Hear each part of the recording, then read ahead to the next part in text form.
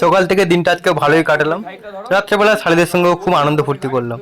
তো তারপরে বিয়ে যখন ভোর 5টায়, তো সারা রাত আমরা ওখানে গল্প করে কাটালাম টাইমটাকে। তো সকালবেলা কি হলো, বিয়েটা আমি দেখতে পেলাম না। একটা দুঃখজনক কারণের জন্য আমি বিয়েটা দেখতে পেলাম না, চলে গেছিলাম বাড়ি।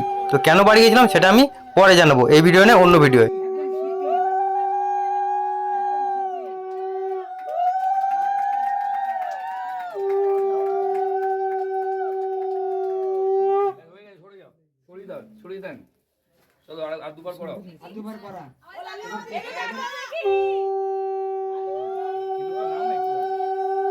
বাড়িতে খুব বড় একটা দুর্ঘটনা ঘটে গেছে, আমাকে যেতেই হবে বিয়ে ছেড়ে, কিছু করার নেই।